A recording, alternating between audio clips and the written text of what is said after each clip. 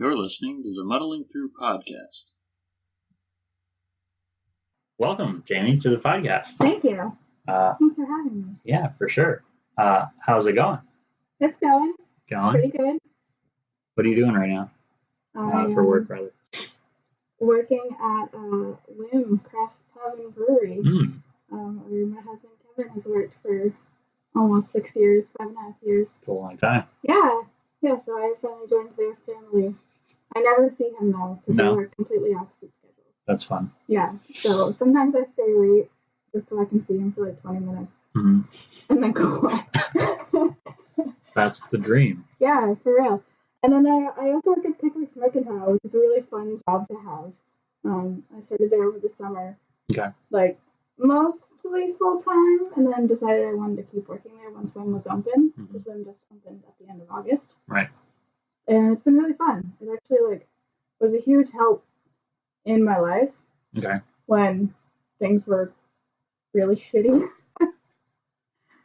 Did I miss something? I worked managing a restaurant in Rye for a while, since the winter time, and then in July, I asked the owner respectfully to fix some problems that I kept running into that were making my job kind of impossible, and then he texted me and told me not to come back. What? And mostly my response was, I didn't even tell you to go yourself. I should have. That's a big step for me. But I was respectful about this. And you just told me you're not welcome back here. That's wild. Yeah, so he paid me more than he probably should have. Okay. So I got to take a few weeks to just be fun employed, and I was doing some side projects with WIM before they opened and everything, which was cool. But I had a friend actually say you should look into Pickwick's. They're a really cool company to work for, and it's really neat. What do they do? So Pickwick's Mercantile is a Victorian shop. So every day I go to work and I put on a costume. All right. And I do my hair all fancy, and I wear all the pretty makeup and the perfume, and I talk a little more theatrical than usual. Excellent. And sell some cool shit.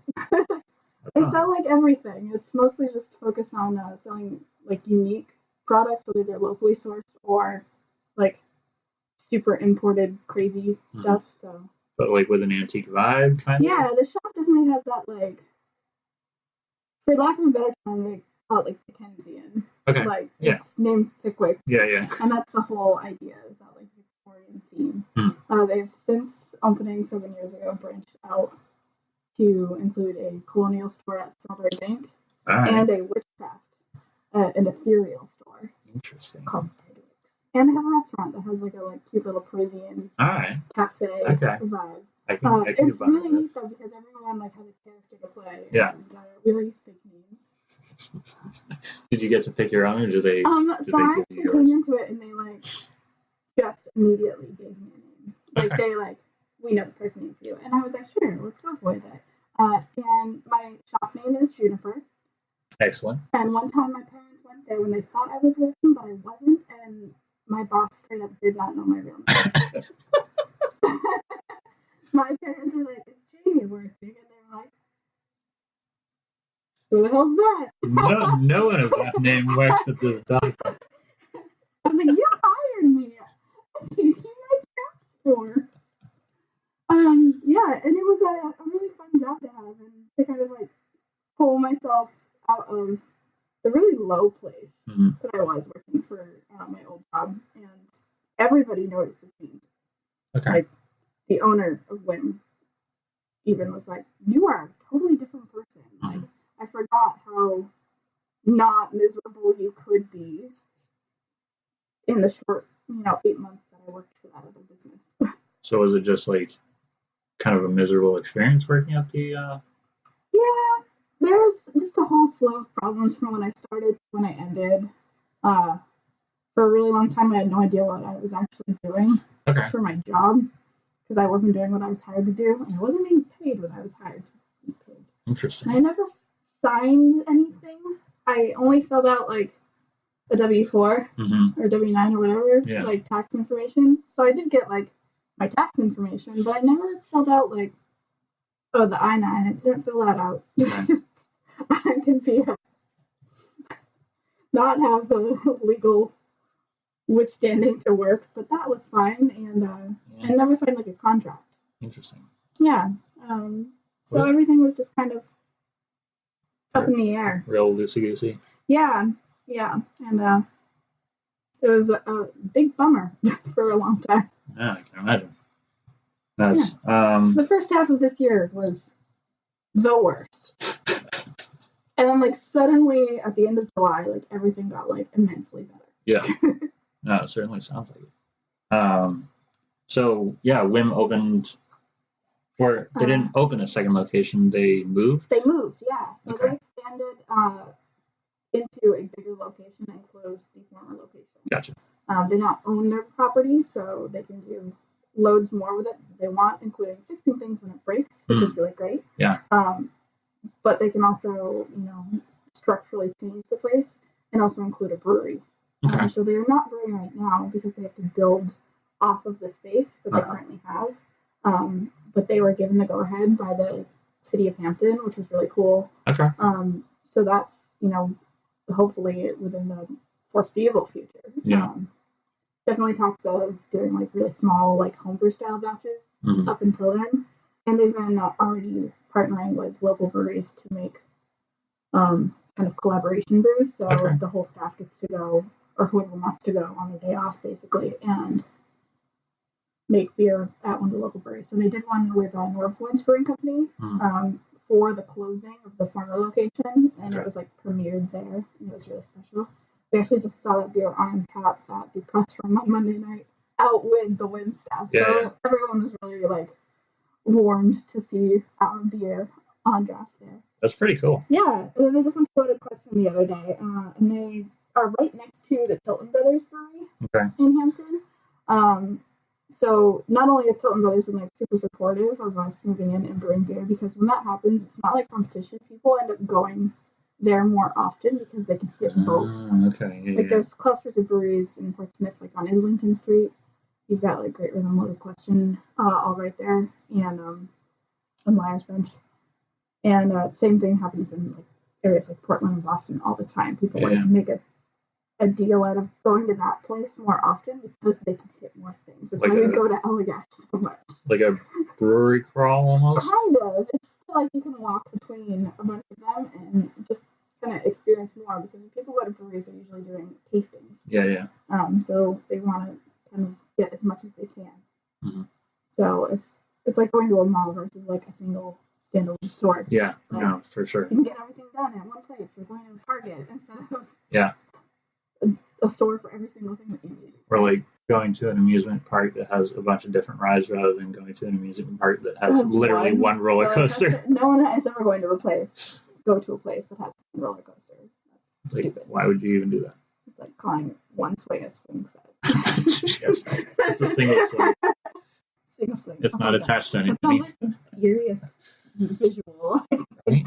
It's like some Mrs. Peregrine's Home for creepy ass children. Unless it's in your backyard for like your one kid, like it just sounds dumb.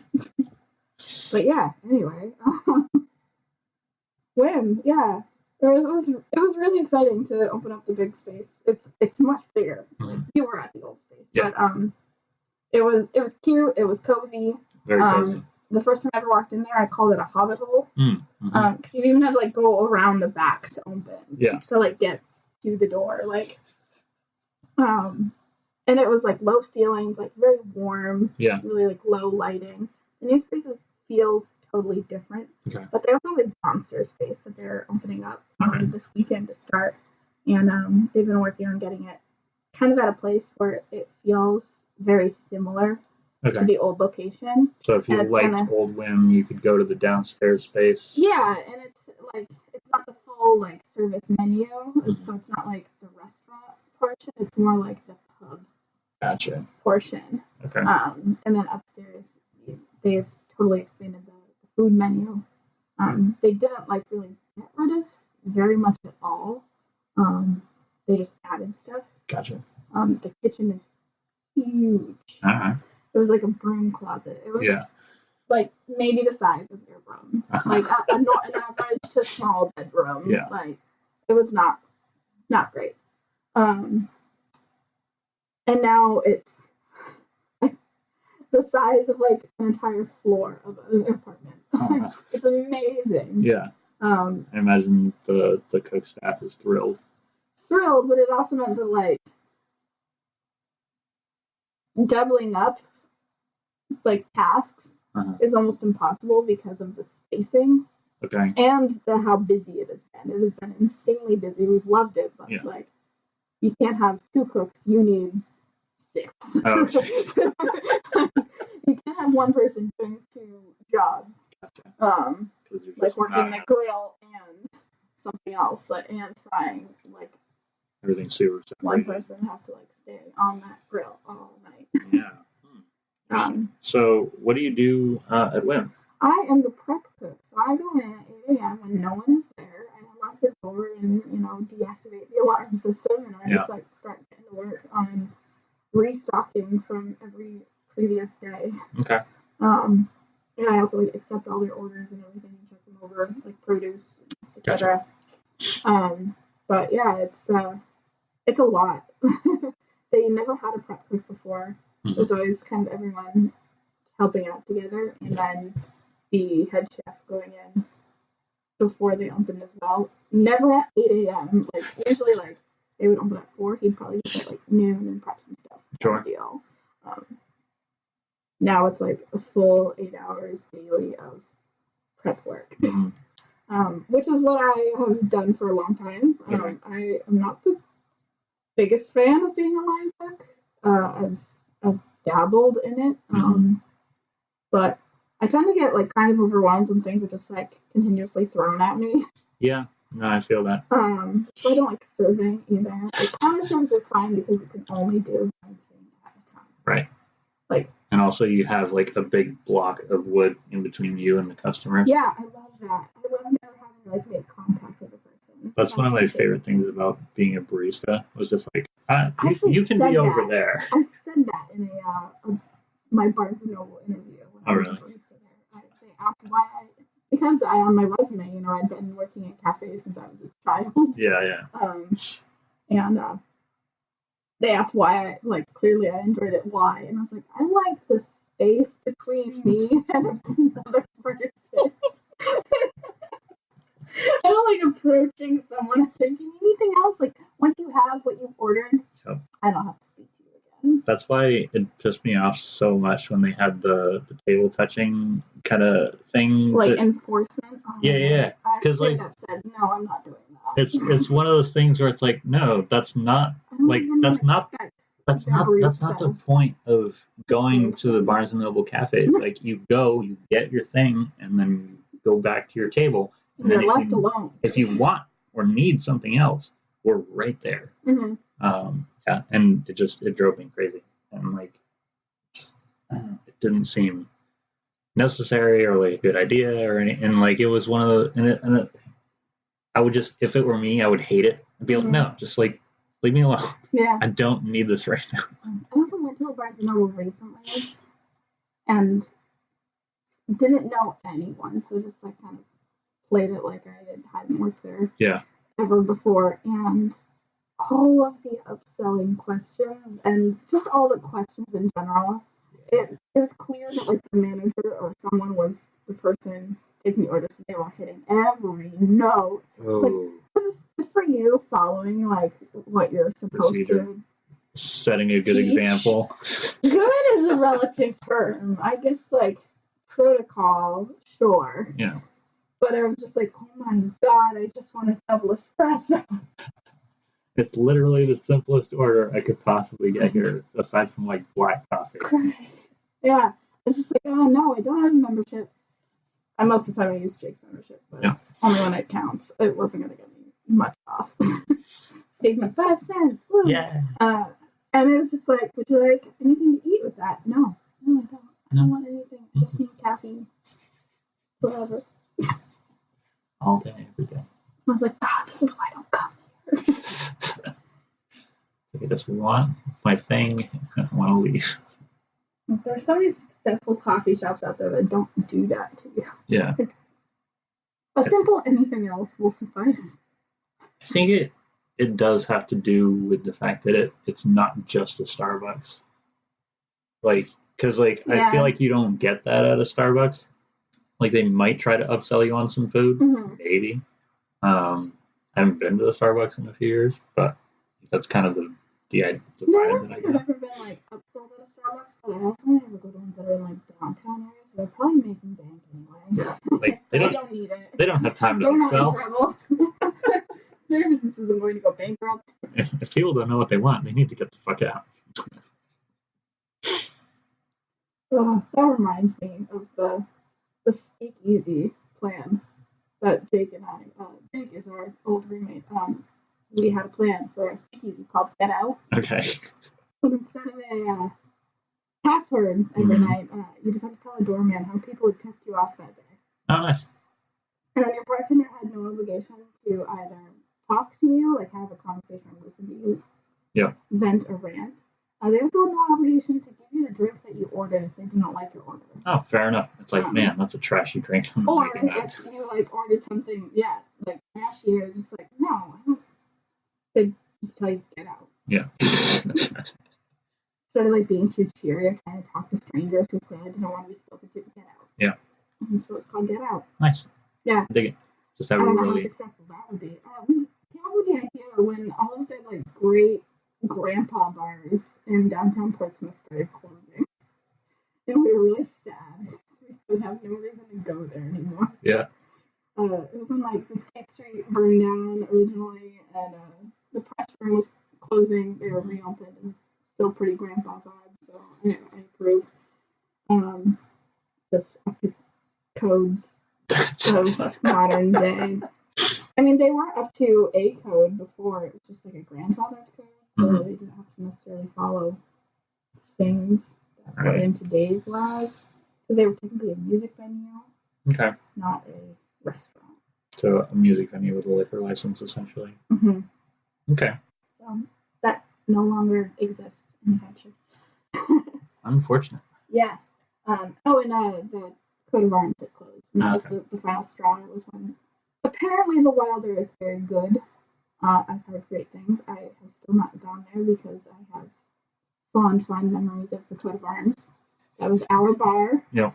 And we were there until the very last second they were open. Mm-hmm. When they closed, it was wonderful. Yeah. I think that there's a picture of all y'all out in front of it, isn't there? There is, yep. All of the like Wim and Wim friends crowd. A lot of family. Us. Yeah, we took a whole slew of tables in the back. It was great. We ate like all the last bits of food and all the last pints of piss. All of it. And when they first announced that the Wilder was going to be going in there, they had like had a Seacoast Online article about it, and they were talking about like their plan for the building, and it was all like, yeah, we'd really like to open it up and like maybe put some more windows to really like make it lighter and airier. And I was like, no, darkness. It's a pub, not a. I like all the spaces there that I could like hide and never be seen. Mm-hmm. So many times I've sat at that table around the corner in the back where like your server could never see you. I would hate to be the server that had to serve that table. Sure. But I loved it because most of the time we were there to last call and I would fall asleep. Mm-hmm. We had a running count of how many times I fell asleep at the coat of arms since the first time Kevin, Jake, and I ever hung out. Mm-hmm. It was there, and I fell asleep at the table. I mean, that's pretty on brand for Jamie. Yeah, I sleep a lot. I'm up really early. That's fair. And you're up late waiting for Kevin. I try to stay up late. Doesn't really work out. Yeah. My sleep schedule is weird. Yeah, no, I get that. Yeah. I'm an old man at heart. That's fair. You take after your dad? I guess. Sometimes I think I'm grumpier than my dad is. Mm-hmm. I feel like I'm like his dad. Okay. Like I'm still past like the middle-aged man with like keeping up manners and niceties, and I'm just like yelling at youths. Mm-hmm. Stay off class. Yeah. You're not gonna buy something like. No, you can't have a venti frappuccino. Don't you have jobs? Seriously, kids came in today to buy candy, and we saw like penny candy at the Pickwick stores, but it's not a penny, it's 25 cents because inflation, man. Sure. Doesn't matter if the shop was built in 1790, it matters if the candy was made in 2019. Yeah. And they came in, and I was just like, don't these kids have school? And I was like, oh, it's 3 o'clock, school is out. Oh. Right. And I was like, parents. I was like, oh, I guess you're like 13. That's old. That's old enough, I guess. They were fine too. They weren't like obnoxious at all. It's just like I was just like immediately like youths. Like a gut reaction. Yeah. Just like children outside.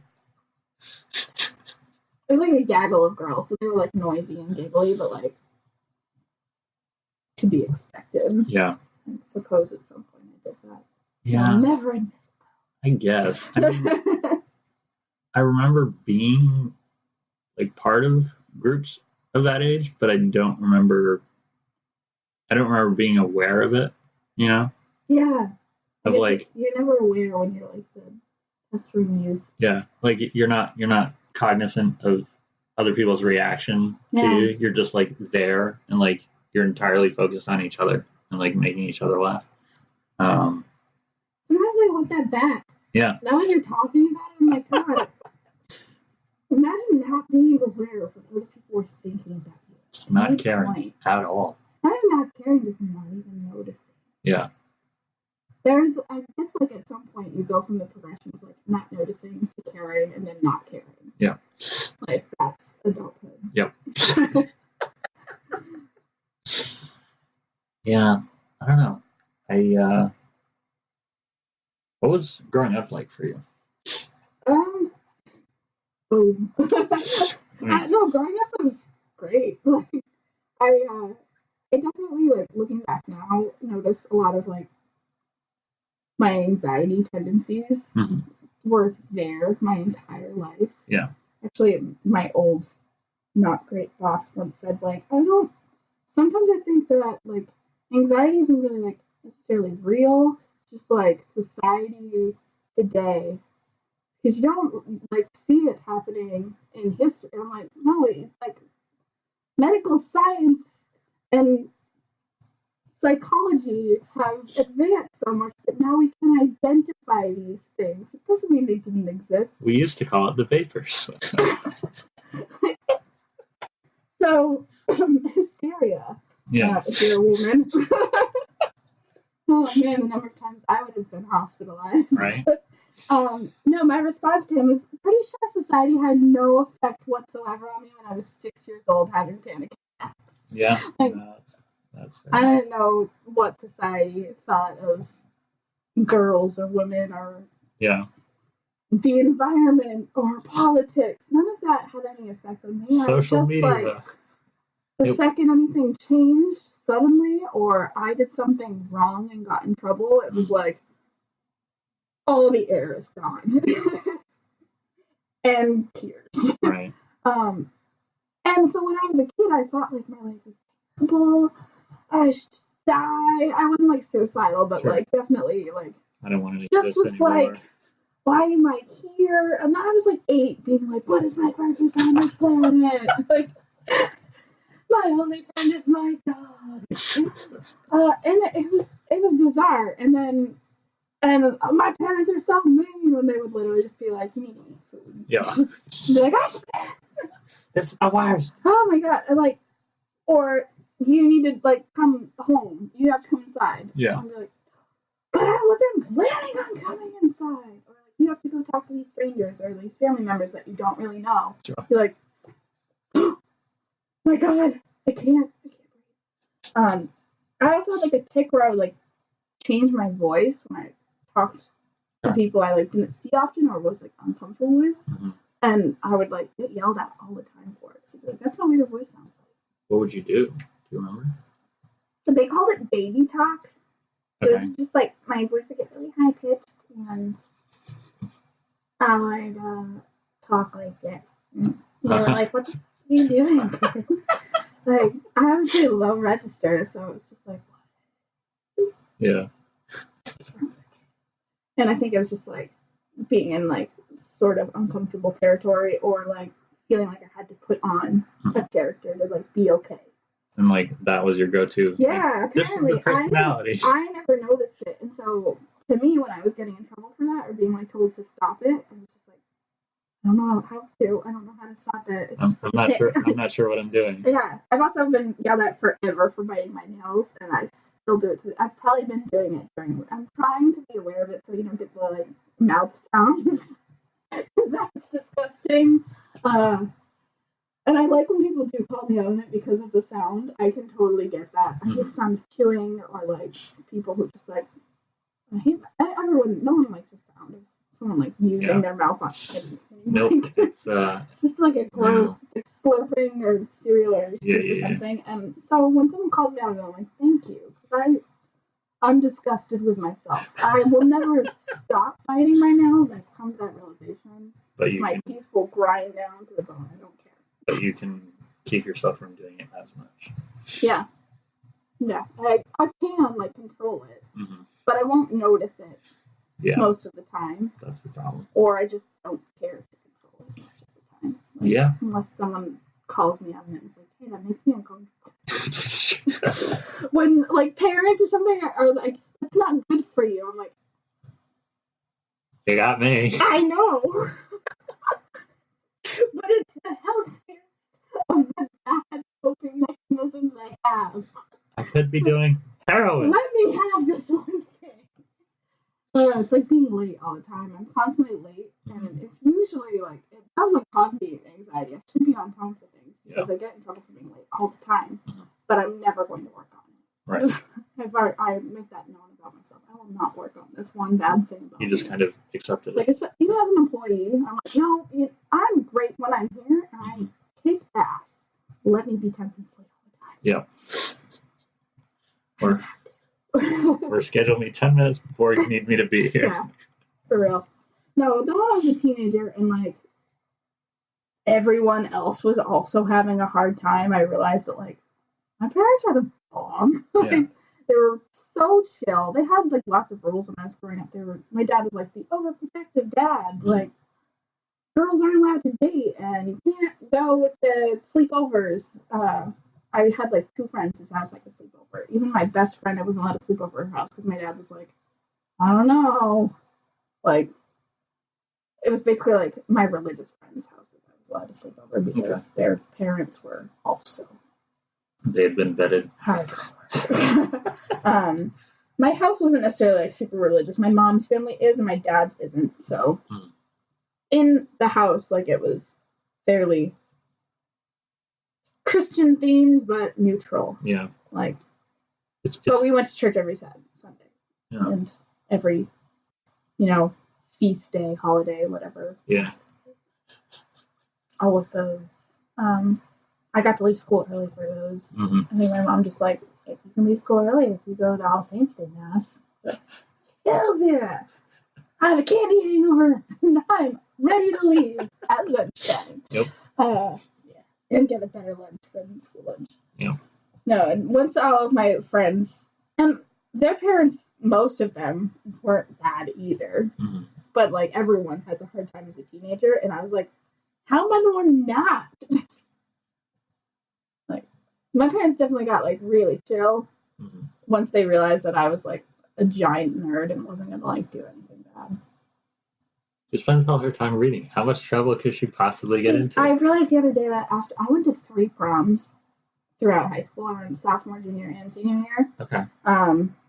I had a date sophomore year that asked me, and then in my school it was so small that juniors and seniors got to go to the same prom. Okay. It was the junior prom, yeah. And then like seniors got to go as well, and just kind of like crash it and probably ruin it for the juniors that planned so hard for it and had to pay for it. But whatever. It was that so that they didn't have to give us like a separate like senior end of the year like fancy formal thing. Mm-hmm. So whatever. I went home and read Harry Potter after every single one of those. Also on brand. Yeah. I'm not sure if it was Deathly Hallows every single time, but I definitely went home and read Harry Potter after every single time. So, yeah. I never had a curfew in high school. My parents would just be like, tell us when you're going to be home, and if you're going to be late, you have to call us. Okay. So, like, one time my friend, like, hit another friend's car in his driveway when he was, like, driving me home. Mm-hmm. It was, like, 10:30, and I was like, I'm supposed to be home now. Crap. So I'd, like, call my dad and be like, you had a parked car. And he was like, are you drunk? No, I was playing Rock Band. I just cursed the 54 song set was Dad, don't at me. Those were the days. Those were the days. Played a lot of Rock Band. Yeah. And I'm not a gamer whatsoever, so like the fact that existed, I was like, I can hang out with the gamer friends. Yeah, because most of my friends were, and I was just like, I'm just gonna read a book. Mm-hmm. My parents never bought us video games or games, probably because we were broke. So yeah. But also, I think like I just didn't have any interest. Sure. I don't know why. Yeah, I mean it's one of those things where like you either are or you aren't. Yeah. Like it's never. Well, I mean, my sister played video games like a little bit when we were younger, but like it wasn't as big a thing for her as it was for me and my brother. No. I don't know. I remember getting like a Nintendo 64. Like my uncle lent it to us because my dad was like, "This is all the rage. Should I get this for the kids?" Mm-hmm. And we were like, "This is fine." He was like, "With that reaction, I'm not going to buy it for you." Back now. like we played it for like 15 minutes at a time and like left probably like what you're supposed to, but my dad was like, well, if you're not going to be on this all the goddamn time, like, no, don't need it. No. See, it was kind of the opposite in my house. Like we just what was it? We got a PlayStation 1 for my cousin because she was getting a PlayStation 2, and then I bought a GameCube. And if we had our way, we'd be playing that thing all day. And we got 20 minutes each, which... That's responsible parenting. It is, but it's also, like, in terms of video game time, it's almost nothing. Yeah. And it was... For a little while, until our parents cottoned on, we were like, okay, I really need to finish this one thing. Can I have your time? And then I'll keep playing, and then like maybe later on you can have some of my time, and just like trading off that way. And then they were like, "No, that's not how this plays." Maybe their thought was just like, "This is like the old video like arcade games, or like to play that for 20 minutes, to play like Pac-Man for 20 minutes, I'd just lose my mind." I think. Yeah. Like any like thing boring versus like role playing or like first-person games. Yeah. I feel like you can play for a lot longer. Obviously, people play them like their entire lives. Yeah, like some role-playing games are hundreds of hours of content. It's like, oof. Yeah, exactly. And then like there's hundreds of hours on like one disc of a game. Yeah. So to play it for 1 hour a day as a child, like. I mean, granted, if you're only getting one game a year, like that's perfect. Yeah. You know, but as a like if you're in the if you're trying to stay current in the ecosystem, like an hour a day is not going to cut it. But I'm almost lucky if I get an hour a day to play now. Nowadays, yeah. Like I used to play for hours and hours, and now I don't feel like I have the time. Yeah, that's adulting. It's like, do I read? Do I play video games? Do I watch TV? Depending on like the phase of my life, I have to like choose a hobby to be into for a little bit. And just like cut everything else out. Yeah. So like, I'll come back to you later. I'm obsessive with certain things, so like I'll spend all of my time like reading this book, and it will consume me, and then like I'm done, and then I won't read another book for months because I'll move on to like another hobby. Yeah. Or show or something. Like I'm very like one track at a time. Yeah. I've recently enjoyed doing more like graphic art and less theater and music art because I can like consume media while doing it. Right. So I can like binge watch the shows that I really want to watch and paint at the same time. Mm-hmm. I definitely feel that. So that's been kind of nice. So I don't feel like I'm out of the entire media loop. So you're kind of like multi-talented, creative kind of person, yeah? Yeah, I guess. It all like happened throughout my life at like one step at a time. So I started being really shy because I was like super anxious about new people and everything, and didn't want to talk to people. Mm-hmm. So I started with like graphic art and like drawing specifically. I loved drawing, probably because I didn't need like any supplies. You need like a pencil and paper. Right. And that was it. So I was constantly drawing, and even like coloring books. I was like obsessed with getting everything just so. And I started getting really into like famous artists.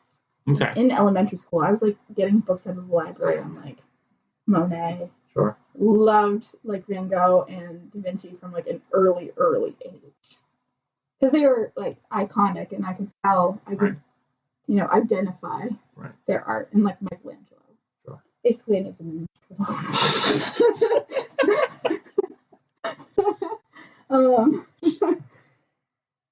And my parents like responded to that. They throughout my childhood like always, instead of buying me like video games or whatever, it was always art supplies. And that was pretty cool. I got like kind of well known in school for like being able to be good at art. Mm-hmm. Also being a freakish perfectionist. As I was a kid, that was like last done because I needed to be like perfect. Yeah. I was a nightmare at like the like ceramic studio birthday parties because they were like, can we go to the real party? Like, they'll eat the cake now, and like, Jamie has to finish glazing her fountain. This whole subject. You can literally, my friends still tell that story. And I'm like, God damn, that bowl that you made. It was just a bowl.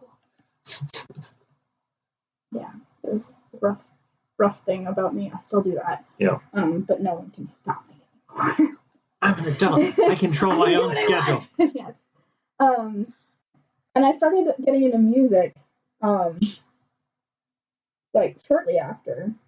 I was like 5 or so when I started like getting into playing. My grandparents had this organ at their like second house. They had like a little cabin, in like the boonies of Maine that they would go. It was like a snowmobile lodge, ski lodge kind of deal. Right.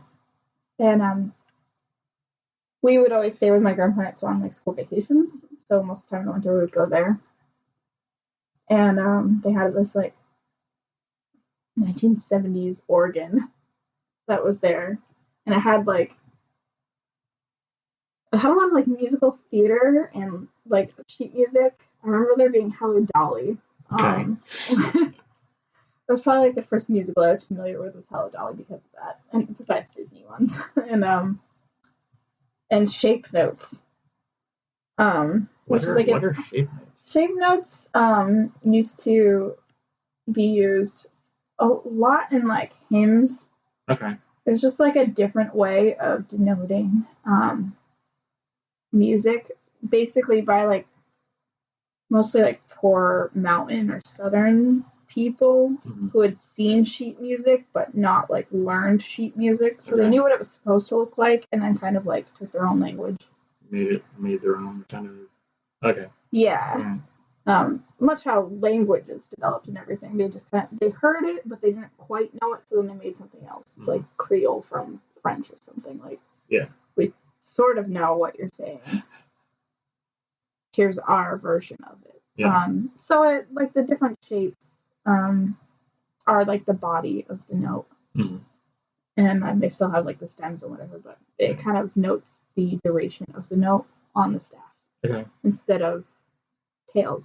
Interesting. I don't know if you know anything about sheet music. My mom tried to teach me piano for a hot minute, and I was just like, I'm gonna play this by ear and not pay attention to the notes at all. Yeah. So the organ itself had the notes like written on the keys. Okay. It came like that, so it was a little easier for me to get matched to what was on the staff and kind of plunk out. I had no idea what like duration was. Sure.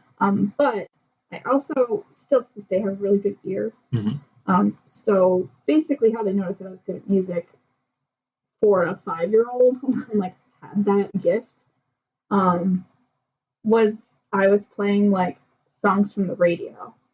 Oh. I was like plunking them out. Yeah. On the organ, and they were just like, "How are you figuring that out?" I was like, "I don't know. I just kind of figured out where the notes go." Mm-hmm. Like, I'm just like playing part of your world on, like not two-handed by any means, but just like plunking it out the way like a grandma types with like 2 fingers. It's like I know how the sounds get made, and in that case, I knew like duration and everything, so it sounded like a real song. Yeah, no, for sure. And then eventually, like. I think you're like in 1st grade when you start doing like the like special classes, and so music came about, and they started teaching us how to read music, and I just remembered it. Mm-hmm. So the time I like started playing in like band and stuff, I didn't have to like be reminded of what sheet music looked like. I like still remembered how to read it. Yeah, you're like on it. And I was just like, yeah, they taught us this like 4 years ago, guys, and I'm like, yeah, I forgot that. Like, you guys are useless. I never forgot that. I don't know. I never got good at the piano because I didn't take lessons and I didn't have a piano. Right. I had like a little dinky keyboard, and then in 4th grade, 3rd or 4th grade, I got a Casio, and I was like ecstatic. Right. And it was like one of those ones that like had lessons that accompanied the things you could learn to play. So I learned to play like Memory and Candle in the Wind and The Entertainer, Pure Elise. Not well, but like enough that like people could be like, "That's a song." And I have very little grasp of technique. I had to take piano classes in college, so I learned a little bit of technique. Much like you probably like don't really use your typing classes in high school that much, but like the basics of it stick with you. Right. Like you still know kind of how to rest your hands. Do you sit up straight? No. Do you like reach the pinky over to the backspace, or do you just go dot, dot, dot? Exactly. But the basics. I did not sing in front of people. Okay. For a very long time. Right. And it took me even longer to speak in front of people. Okay. I like would not get up in front of somebody without like an instrument for the longest time. Like super duper shy. Yeah. But I knew that I would be good at it. It was like a weird I like would sing to myself. Yeah. And like in church and stuff, and like hope that one day someone would like notice I was a good singer. Just like pick you out of the. Yeah, like that's never gonna happen. And every time like someone else got a solo or something, I was always like devastated. I was like, you didn't audition for that solo, you idiot. I just wanted it to be like a movie where they were like High School Musical, and like Gabriella. Me? You're just like in the kitchen somewhere singing to yourself. The person that's trying gets the producer shows up and is like, who is that person with an angel voice? Yeah, exactly. No, that doesn't happen. I had to like actually just like get up the guts to be like, you know what, I can do this, I'm good at this. And singing in choir was what really did that. And not just like kids choir where like everyone sing the same thing, but once you hit middle school they start giving you like harder things and like harmonies. Mm-hmm. And I was like, I'm great at that. Like, I've been so good at, like, with ear training for so long that, like, branching into harmonies was, like, I understand this. And I've gotten a little bit about learning piano and, like, knowing, like, the other parts. Mm-hmm. So I kind of knew where harmonies should be living. Right. So I was always like, yes, I'm awesome at this. And so that led me to be like, I'm going to sing the loudest. It's a terrible idea. Like, you're singing the counterpart. Don't sing the loudest. It's an underscore. It's on the below the surface. Yeah, terrible. But that gave me enough confidence to like at the end of 7th grade, like audition for a solo and get it. And I literally remember it was like the shortest little dumb little solo, Yeah. It was at the Oh Happy Day from Sister Act. Okay. And I got to sing at the end, like, riff, which is so terrible. Like, this, like, white-ass school in the middle of New Hampshire was singing Oh Happy Day from Sister Act, first of all, like, gospel act. And that, like, little 12-year-old Jamie to, like, sing When Jesus Washed My Sins Away. Like a badass black lady. I did my best. Well, I can sing loud, so that I think that gave me the impression that I could like be a boss. Yeah, gospel belt it. Not a boss, barely. But my elementary school music teacher, who is awesome, he's a great musician anyway. He like sings really well and plays guitar, writes beautiful music. Mm. It's just incredible. So I always really respected him, obviously. Still do. Yeah. He came up to me after that concert and was like, "What the hell, kid?" I was like, "I don't know. This is fine." And I don't think my parents knew that much that I like to sing that much either. So like that started kind of getting them to like encourage me to be a little braver about it. Right. What eventually did it is that my dad was like, he was really supportive of this. Like, he was like really psyched that I was into music. I don't really know why. Like, my parents aren't musicians. My dad likes music a lot. Like, I grew up listening to a lot of music. Right. My mom can't do it to save her life. My mom has a really good voice and no sense of tone or rhythm. So she's like just cursed to always want to sing. And if she's singing by herself, especially as a kid when I didn't understand, I thought my mom had the most beautiful voice ever. Because she wasn't singing along with anything. Yeah. She didn't have to keep up with anything. So it just sounded lovely. Right. But if she sings along with the radio, she's a half step behind. And not with the key at all. As someone who's like really passionate about music, that's got to drive you a little bit crazy. No, it's just really funny. And the thing about like most tone deaf people is if you stick them with the music in their ear, they'll find it. Mm-hmm. So like I've had plenty of like tone deaf people who love to sing in choirs. Yeah. And they'd be fine. Right. As long as you give them a solo, because they're surrounded by the correct note. So like when we sing in church, especially my mom and I would always, and my sister, when she was with us, she was a good singer as well. We would always get like compliments from the people around us. Mm-hmm. And my mom and I still get like compliments, like, "You two have lovely voices." And my mom's always like, "It's not me." Just following along. It's pretty funny. My dad is really into music though, and he actually started teaching himself guitar in the past like 5 years. All right. Yeah, so he now has a few guitars and like a whole sound system, and he just like teaches himself. Well, good for him. Yeah, it was pretty cool when he like just started learning. Someone like gave him an electric guitar, and he just started picking it out. And my mom loves it because it's like having me back in the house, like just like sitting in the other room, just like plunking out things, and then she's like, "Hey, I recognize that," and he's like, "Yay, I played something well enough that you recognize what song it was." That's a thing that I can do. He's never like going to be in a band probably, but it's like a little decompression from the day to like get home and just like play guitar for an hour while she like cooks dinner or something. Right. Something to keep you busy, something to keep you like moving towards something, I guess. Yeah. My dad has a lot of the same artistic tendencies that I have, but he wasn't encouraged to do them as a kid. Like, they weren't recognized, or he was too busy working, because my dad's been working since he was, like, a child as well. Sure. But, like, actually pay for things, not, like, a summer job.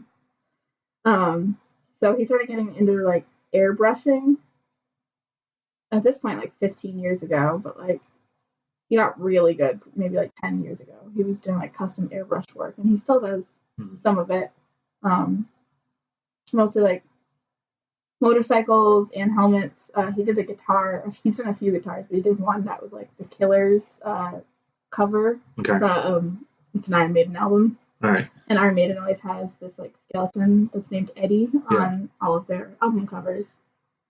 And it was really cool. Like, I like did a guitar for someone with that album cover on it, and it was like all like free-handed basically.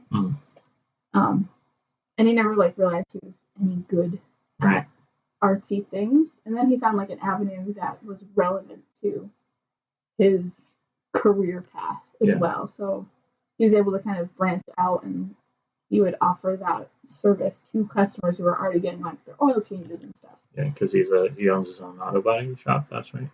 So he's a mechanic. He doesn't usually do body work. Okay. For a while, he wasn't allowed to in his space, so he hasn't done body work for a really long time. He did some like here and there for people, like friends, at our house, and he works on his own. Yeah. He's like restored cars since forever. And then figures out what he's going to do with them after that. Yeah, but he has his own garage. Yeah, he does have his own garage. He actually just also expanded. It's been a year of expansion in our family's businesses. He was renting a bay from a friend's company.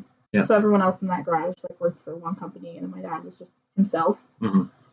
And he bought a vacant space.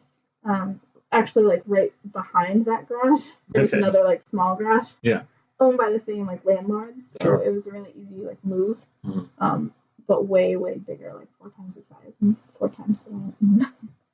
So now he has an employee, and he works all the time. But he kind of gets to do everything for himself. Right. And my mom works with him, so I don't know how they do it to see each other all the time. And they like each other. Like, they go home and like go hang out. They still like each other. On their days off, they hang out together. All right. Working with family can be a challenge. Yeah. Sometimes. I mean, I feel like my whole family has always worked together. It's kind of weird. Yeah. Yeah. Like my mom owned a business, and I worked there. And my sister worked there. And when my sister stopped working there, it was to work for my aunt, who owned a daycare. She was into working with kids. Yeah. I was not. Hard pass. And my dad's dad owns like an excavating and like septic company, and started that like maybe 30, 40 years ago. And my uncles own it now. Yeah. And my cousin works for them. Like they'll probably take it over one day. Right. Kind of thing. So, and they've always offered my dad, like, if you don't want to move up here, my dad's family is like close. It's like, get on up and you got a job or whatever. You can work on the trucks. Yeah. So they all like work together and see each other all the time. And it's been like a cool thing. My mom's family, as far back of generations that like lived in this area or the Lakes region of New Hampshire, were cemetery workers. Interesting. So a weird career to keep passing down, but my great grandfather was like the caretaker of a like cluster of the Catholic cemeteries in Laconia, and then his son took over and did the same thing, and then my grandfather did that literally until he retired. And my grandmother, until she died, was doing the books. So literally like billing people for their burials and stuff. And yeah, it was kind of neat. My mom never got into that. I think my uncles probably like mowed lawns and stuff, like help out, but they all kind of like went their separate ways. Yeah. But until then, like it was always like a family business, and we all like grew up there. Literally, I like grew up going to cemeteries after school because my grandparents like watch us. A weird thing. Unusual. It's like one of my like 2 truths and a lie things. Like I grew up going and hanging out in the cemetery, playing hide and seek in the catacomb. Totally normal, right? Yep. No, most of the time I was like a super chicken when I was a kid, so I would just like sit on the riding lawnmower in the garage and like nah.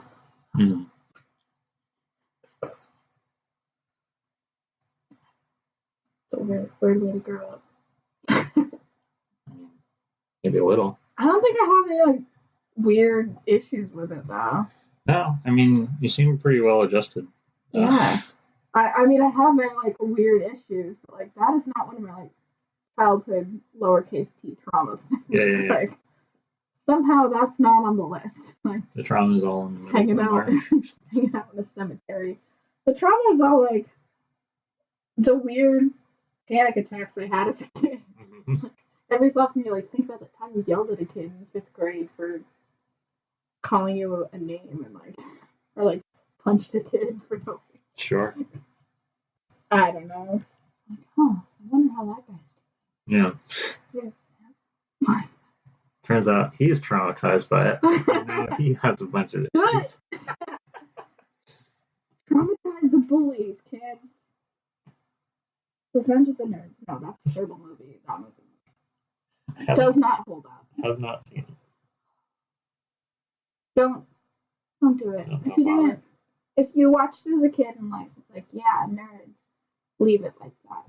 Don't watch it again. Watch The Goonies instead. That one holds up.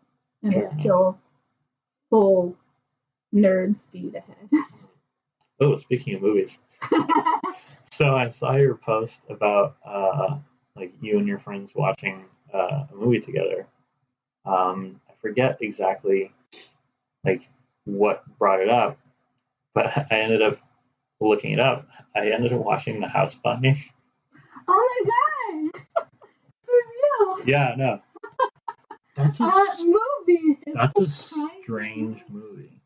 Like, and I was watching it. I'm like, what is going on in this movie? It's like a weirdly empowering movie. Yeah, but it starts out and it's like, geez, I don't know if this is, maybe not. And then it kind of it turns it around at the end. Yeah, it does. Oof. It has its moments, like, you can totally tell it was made in 2008, 2009 or something like that, like around there. It has like a little bit of its moments. Yeah. It's like, that could be improved upon, but like for the most part, it's like, this is solid. This is pretty solid. It's weird. Colin Hanks is in it. Yeah. And Emma Stone and Kat Dennings, weirdly enough, and Anna Faris is the main character. It has a weird thing about it to me is that like people like Kat Dennings and Emma Stone are like supposed to be like nerdy and like quote unquote ugly at the beginning, and now they're like bombshell icons. Right sure. Now. Like they're like all these girls are kind of like in a moment right now, and like they're like considered like the hottest thing. Mm-hmm. And Anna Faris is like the Playboy bunny, like she's literally like supposed to be the hottest thing. And now I feel like she's like established her career enough as like funny, but she doesn't like have to always like take on like the pretty blonde role in her comedy. Like she doesn't have to like be cast as pretty funny blonde or pretty bitchy blonde. Like, it's like she gets like substantial roles, and like I kind of forget like she's pretty and hot and whatever, but like she's not like always the hot girl character. Mm-hmm. Whereas like in that movie, she was like back then in her career, she was always like the hot girl character. Right. And these women who were like up and coming and kind of like goofy, were like not the hot girl characters. It's weird. Now, It's weird how Emma Stone is like the unlikable nerd. Like she ends up being that person in like Easy A and The House Bunny, and I don't know, like it doesn't make sense to me. And Crazy Stupid Love. Yeah. She's like, like I'm unattractive and I don't know how to talk. Like what is going? It just doesn't make any sense. She's like just like goofy enough where you can like suspend your disbelief that she's not perfect. Mm-hmm. Like if she makes enough faces, you can kind of like separate it. Yeah, she's like just like imperfect enough that like you can buy it. Yeah. But once you think about it, once you're not like in the theater, you're like, no, I won't buy it. Yeah, maybe not. It's perfect. Yeah. I love it. Hollywood's weird, man. Hollywood is weird. There's a lot. So like getting into theater later in life and then eventually like majoring it, like there's so much stuff that I like learned. I don't necessarily like still do theater very much, but it's something that like follows you around. Like studying, especially like casting Mm-hmm. and like representation and types. Yeah. All sorts of things like that. Like you really like think about all the time. So like Emma Stone like got her career because she like knew her type, and it was nerdy and weird, but could be pretty. Yeah. I mean, literally the like she's all that mm-hmm. in a person. Like there you go. There's your type. Just like a weird thing, and like most, especially TV, but like or rom-com, any like kind of serial things that like you see people doing again and again and again. Like they build their careers off of that, and then they get to start doing like cool stuff. Like Julia Roberts had to be in 10 fucking rom-coms before she was Erin Brockovich. Yeah. Yeah, you really kind of have to.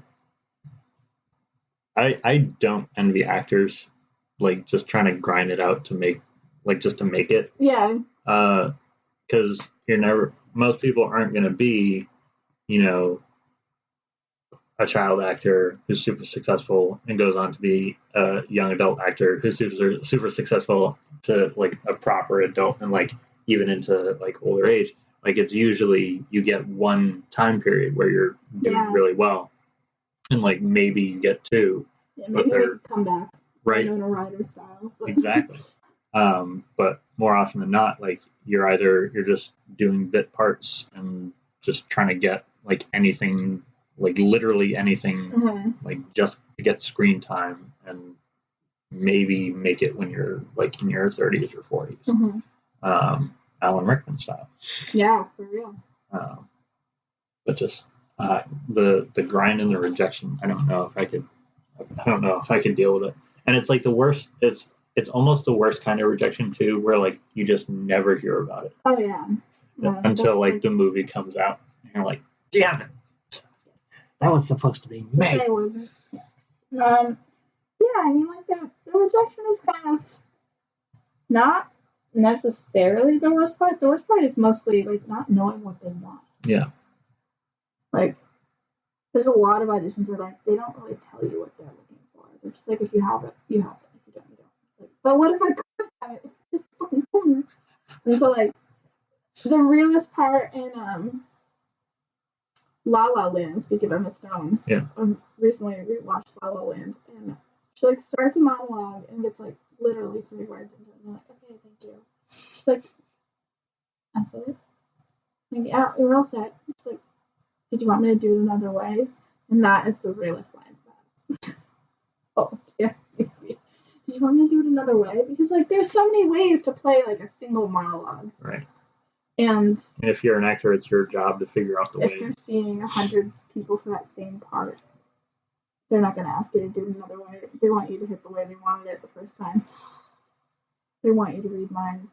Yeah. Like, they want this to take as few hours to make as possible. So if you don't already see the vision that they see from the get-go, then you just... Unfortunately. So stupid. That's why they also tell you, like, go for it. Like, be big in auditions because, like, they want to, like, know what you can do. Right. You know, like, every actor wants to be like, I can show restraint. It's like, no, don't show restraint in your audition. That's not what they want to know. Yeah. Auditions like theater. You got to play it large. Like, play it big and then dial it back in the movie. But I don't know. And it's also, like, a weird thing because, like, how you play, like, type-wise and, like, how you're going to, like, get into actually doing the things that you like might not be what you think. So, like, one of the most helpful theater classes we all took was called auditioning, actually. But a whole segment of it was based on type. Okay. And figuring out your type, and then, like, reading casting calls and, like, choosing out of these, like, backstage papers and everything, like, what roles you would submit yourself for, and then writing your cards to the, like, producers or directors to submit yourself for them with your resume and, like, I'm interested in this role. Yeah.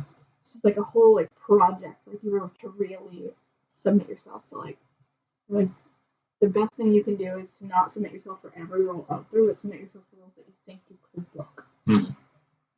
So it's kind of weird. And then, like, the first thing we did was go around the room and almost say, like, 3 adjectives about that person when you, like, first met them. Yeah. Like, not now, that, like, we were all kind of friends, so it was a little bit different, but, like, it's not how you feel about them now, but, like, when you first met that person, what 3 adjectives came to your mind? And so many of mine went quiet, nice, self-contained, sweet, smart, studious. It's just like, thank you. And it's just because that's how I am with new people. And like, I guess that's how I would probably approach an interview or audition. So that's how I'm going to come across to people. I don't get to be loud and mean until 10 rom-coms in as the best friend who's quiet and just goes along with the show. Or I just write Mindy Kaling style. There you go. I'm not ambitious enough to be a writer. It's a lot of work. Yeah. It's not going to hold you accountable. Yeah. You kind of... I love writing, and I always said that if I was, like, totally artistically ungifted, I'd probably still, like, write. Like, I still would have been, like, an English major. Yeah. I'm not very good. Interested, but not good at, like, math, science things. I'm, like, okay at those things. I don't think there's anything that I really sucked at in, like, school, at least. But I probably wouldn't want to, like, make my career those things. Right. So I was like, I probably still would have, like, been a writer. But that would stink. I would have to, like, motivate myself. Didn't John Green describe being a writer as signing up to do homework for the rest of your life? Yeah. But, like, you have to give yourself that homework until you have, like, people expecting, like, books from you.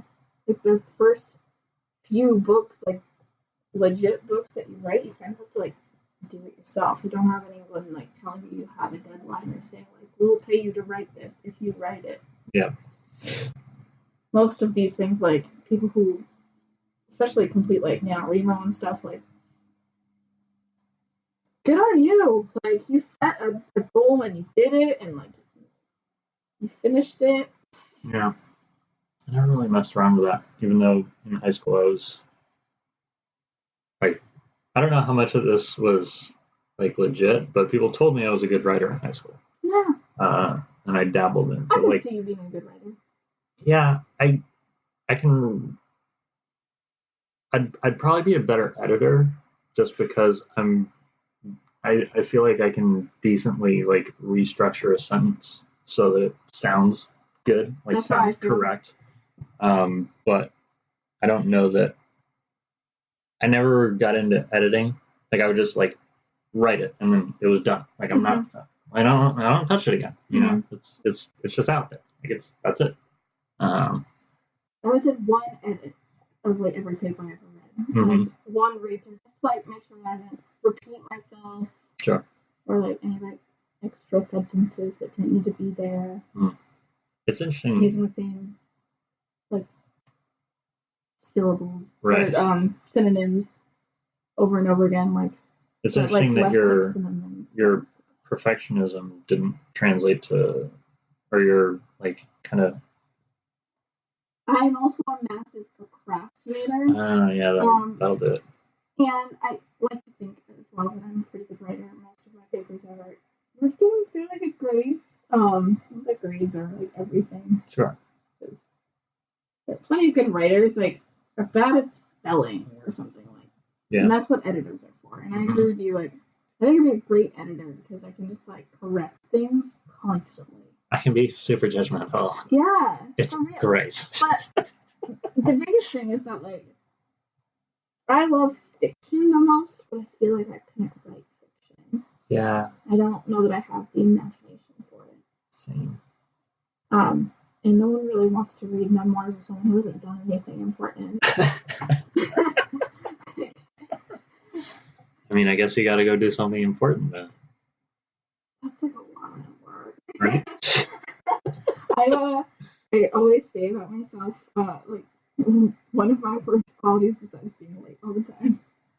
Just like a quality about myself. It doesn't like affect anyone else, and I don't think anyone cares. Mm-hmm. So I don't like to do things that I'm not already good at. Same. Oh my god. I don't it start drives me things crazy. that I'm bad at and get better. Yeah. No patience for being bad at things. Yeah. I just don't. I don't have time. Yeah. I don't have time. I need to be good at it. I'm not going to do it. That's why I never got into sports. Because I wasn't good at them. Right. And there was no way that I was going to practice until I got good at them. And I could. There was a couple times where I was just like bored and like shooting a basketball. And eventually I started like making it in. And then eventually after that, like I would make every single one in. And then all it would take would be like an hour to like end up being good at it. Right. Doing anything, like repeating anything at all. Yeah. Like you could just do it. Yeah. You just. But I wasn't good when I started it. So now I keep doing it. Right. And also I'm bad at team sports most of the time. Ooh. Why is that? I don't work well with other people. Does not play well with others. True. Not necessarily. I feel like it's probably like the pace of things is probably it. I don't really know. Okay. I'm good in like some team situations. I played volleyball for a long time until I quit because I realized that like I had to choose between doing the fall musical in high school or playing volleyball. Mm-hmm. I didn't have to choose, but like I wasn't gonna be like a star in either the volleyball team or the musical if I was going to do both. Gotcha. And I was kind of like, am I going to be a professional volleyball player at 5 feet tall? Probably not. Probably not. No one is going to give me a scholarship for this, but I will for theater, and I did. Solid. So that's where I chose my career path. Did not think I was going to be a cook. So where did you go to school? I went to UNH and got my bachelor's in acting. Mm-hmm. I don't actually have my diploma, fun fact. Okay. Because I have a degree. I don't have the physical diploma. Gotcha. Not that I ever need it, because when am I going to have an office that I have to display that I got a bachelor's from the University of New Hampshire in theater? No one cares. I was going to say, when you own your own theater. No. I will not ever have to display that diploma. No, because I'm such a huge procrastinator, I took a while to complete like the exit paperwork, saying like I agree to pay my loans back to the university and be in good standing with any fines or parking tickets or whatever. Yeah. Like there was like paperwork you had to fill out saying like I agree to my responsibilities as a completed student. Yeah. And they don't give you your diploma at graduation because that's just asking to get papers mixed up. Sure. They give you like the diploma holder. Uh-huh. And each one has like the same piece of paper inside. It's like, this is not a diploma, but it looks like a diploma. So you can take a photo with it. Yeah. We will mail you your diploma. They never did. Because I waited too long to fill out that paperwork. Unfortunate. And I never followed up on it. People always tell me to, and that's my response is, where am I going to put it? I don't have to prove that I have my degree to literally anyone. Put it in the bathroom. Like, I can put it on a resume, and you know what they do? They don't ask to see my diploma. They call the university to double check, just like a reference. No one cares. It's a weird thing. Yeah, but UNH, it's pretty rad. I liked the school. I liked my program. I liked my teachers. Everything was good. I have no idea why I decided to make it. Other than I just like it. Yeah. Yeah, I had a friend on, and she and her brother both graduated UNH. Her mom is like really hardcore about the further education track, and she was initially going for pre-med and ended up they both got dance or theater degrees. That's cool. And so it's one of those things where it's like, well, I could go to college, but prospects maybe not. Yeah, I don't know. It's yeah. My parents were like too supportive. Okay. And like my music and theater career, Mm-hmm. being like, you can do, and they were always like, you can do anything, because they had to like start working like the second they like hit puberty, Right. not even the second they graduated high school.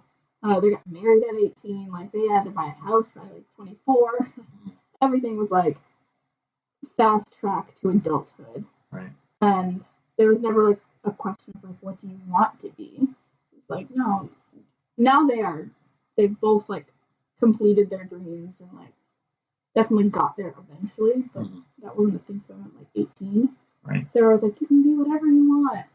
I was like, I want to be a singer, an actor. Like, no, I don't. I'm not motivated. There's a lot of self-motivation that goes in with those things too, and like very few people end up getting to pay their bills with the lack of motivation that I have doing those things. It kind of has to be like the only thing you ever want to do. Yeah. If you're really going to make it. And it's a lot of like self-selling. The whole part where I don't like talking to strangers and I can't meet deadlines. Yeah. None of that. That's bodes well. Not ideal. So yeah, I realized like junior year of college that I should have majored in like sociology or like social work or something. Yeah. Because I started getting really passionate about like nonprofit work and especially like human trafficking. I got really into working with nonprofits in that area. But by then it was like kind of too late. Yeah, you're kind of basically done. Yeah, I didn't like get like politically involved until like the 2012 election.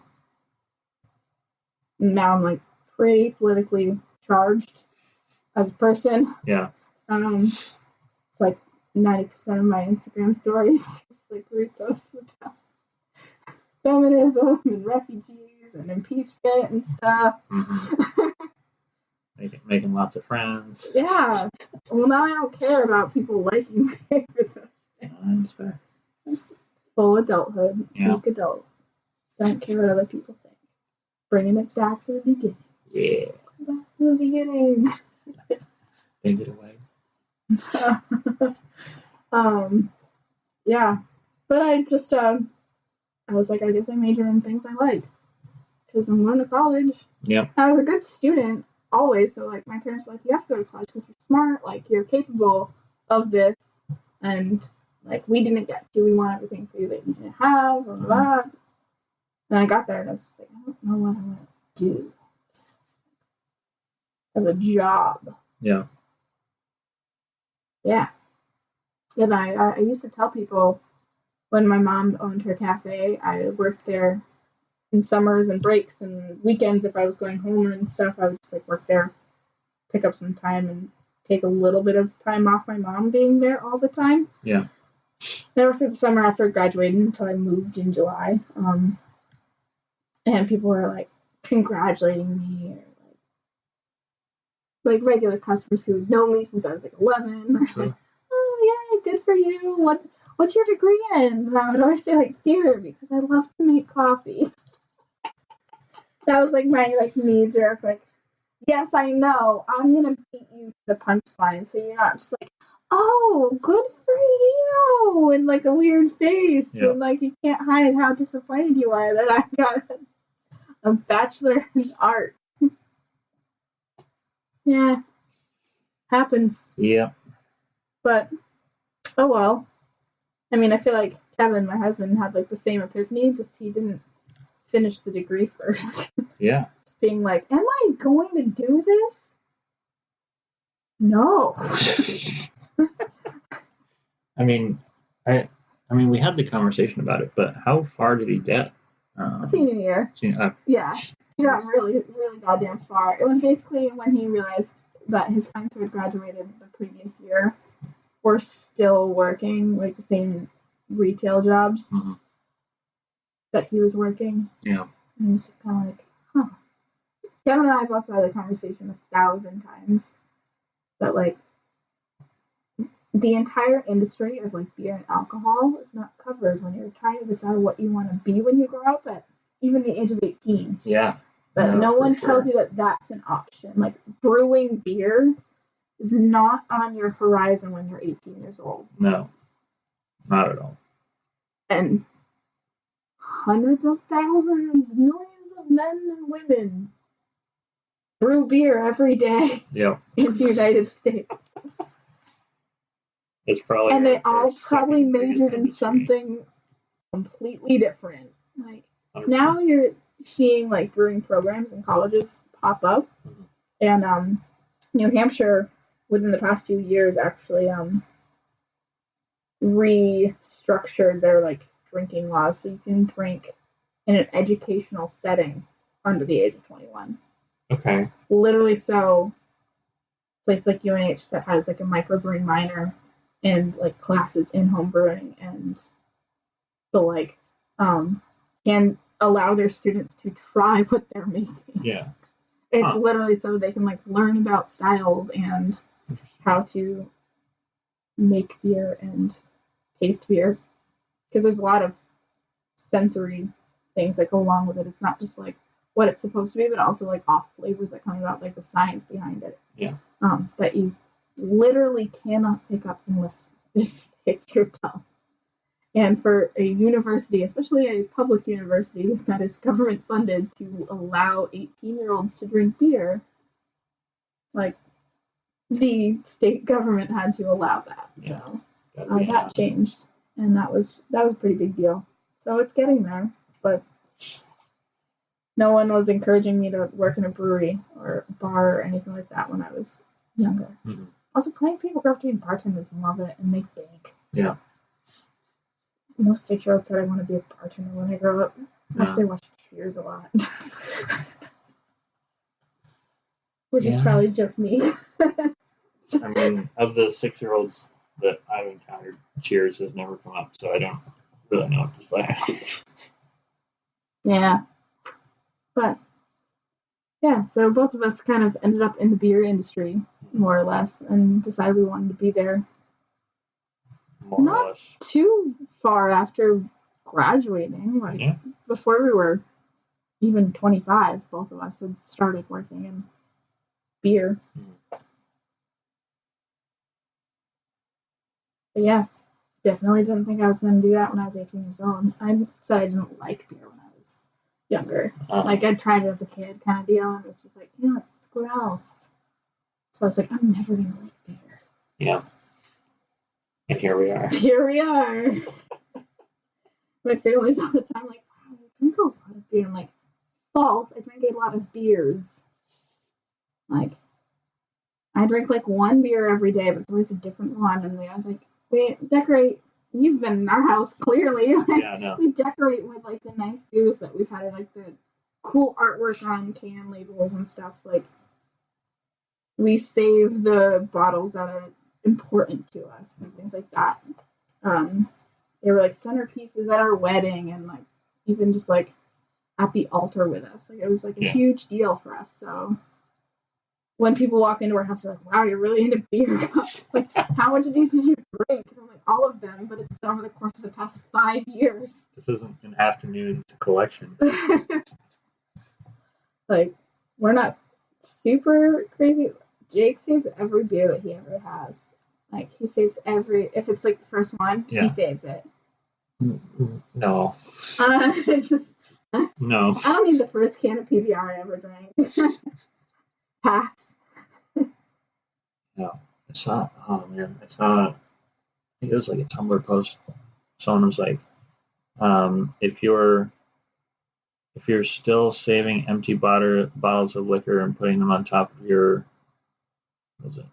cabinet, you're not boyfriend material or something. I don't even remember what it was. I mean, I guess it depends on the liquor. I guess. You're saving your bottle of Spike could go to hell. You're saving your empty bottle of like Glenlivet or like Macallan. Mm-hmm. Like, all right. Or fucking George Clooney's tequila. I don't even know if I would save a bottle of Casamigos unless it was like the one that's hella expensive, like the black matte bottle. Yeah. That one's pretty cool. It was pretty good when I tried it. Like, I think tequila generally is going to be my go-to in terms of like alcohols, but that one was actually like really enjoyable. Yeah, no, I love tequila, but I haven't like forayed into like getting nicer tequilas Sure. necessarily. But Casamigos was like the first one that I ever had that I was like, I could just drink this. Yeah, it's. I don't need to shoot it. I don't need a margarita. I could just drink this. Like, Straight up. Just being like a cool dude. Like it's cool not. lady. It doesn't have an offensive feel to it, like a lot of alcohol does. Like it doesn't bite as much, which I really appreciate. Like, there's something astringent about like vodka, especially. I just don't like, and gin. I just hate the flavor of. Okay. I don't know that I've tried gin. Kevin loves gin. It's apparently Jake does too. Not anymore. I think the gin betrayed you. I had gin. You had a bottle of gin. No, Kevin really likes gin. It's like his preferred liquor most of the time. He also really likes whiskey, so at least we have that in common. He doesn't love tequila as much, but he's like started to get really into mezcal, which is like a smoked tequila. It has that kind of different element that he's really likes, like pairing that kind of smoky flavor. He really likes smoked beers, and so he does the whole smoky flavor a lot. And gin will be our disagreement for as long as we are alive. I will never like a gin drink that he gives me. And it is so. Yeah. A thing that I will never. Kevin really likes to like challenge people's taste buds. Be like, you don't like something? I'm gonna make you like it. Like, I'm gonna find one that you like. Like, I didn't like IPAs when we met, and it took like a solid 6 months to a year before he found one that I didn't make a face at. And then he was like, I'm starting to like them. I'm trying to remember. Was that something he was doing? Was that something he would do to Melissa or Jake? Was that a thing? Do I remember that correctly? Yeah. So Melissa doesn't like beer. Kevin has found one beer ever that she actually liked, and it doesn't taste like beer. And like some people say that like things don't taste like beer, but they do still taste like beer. Yeah. Like most of the time I say that, it's kind of a lie. Yeah. It doesn't even taste like beer. It's like, yes, it tastes like beer, but it also tastes like something else. Yeah, like an IPA can also taste like mango, but it still tastes like beer. Yeah. A stout can taste like chocolate. It still tastes like beer. Like it was a Rodenbach is a brewery that typically does like fruited sours and stuff, and like barrel aged, like open fermentation, like really cool, funky things. They did these like tiny little cans, and I believe they're Belgian, but don't quote me on that. They look like the littlest Red Bull cans almost, like they're like 10 ounce or something. Okay. Between the label being like red or purple, depending on the flavor, and the fact that it tastes like juicy juice, dangerously, like you could accidentally give that to a child. Like, it literally carbonated juicy juice. Yeah. Nothing indicates that is alcohol. No. And it's not high in alcohol or anything. It's like 4 or 5%, but like it was insane. No. So it's one of those things where it's like, juice. Sure, Kevin did, like, he found a beer that Melissa likes, but not really. Yeah. And sometimes he, like, opens one and tries it, and it's like, oh, Melissa might like this, and he never tries to force her to. He still is like, do you want to try it? I'm like, she's not going to want to try it, dude. Like, you sure you might like it? She's like, I'm not going to. It's like, no, but it doesn't even taste like beer. And I'm like, no, it does. It does. He's lying. People like what they like. It's true.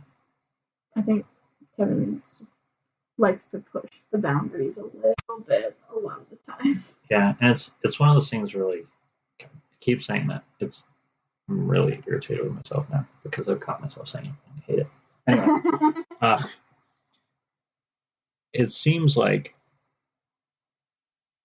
to me that Melissa is the only one in the house that doesn't drink beer. Yes. And so he just wants her to be included in that. Maybe? I think, Or he just finds it patently offensive that she doesn't like beer. No. I think that's more like Jake's point of view. Okay. Kevin is more like the challenge that he thinks he can like understand like a person's palate. Okay. Instead, he has found like a lot of ciders because Melissa really likes cider. Yeah. But originally, like, wasn't super familiar with a ton of craft ciders necessarily, Gotcha. other than like down east, which is fairly prevalent. It's probably like the top. Yeah. Of like it's craft cider. Yeah, and it's like probably top 2 like well-known ciders overall. Yeah. And their product is like, I like it a lot, but it is sweet. It's very different than a lot of other ciders out there. Mm-hmm. So we've started like by started I mean 2.5 years ago, bringing in like other. It's been 2, yeah, Jeez. 2 years. Oof.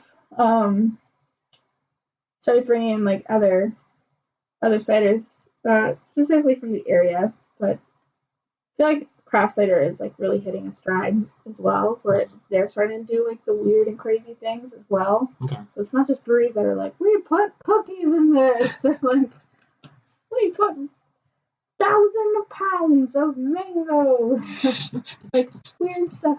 Like Far From the Tree in Salem is a really cool one, and they just did one called Ectoplasm, and it has green peppers, kiwi, and some jalapeno maybe, or something else green. I think it's jalapeno.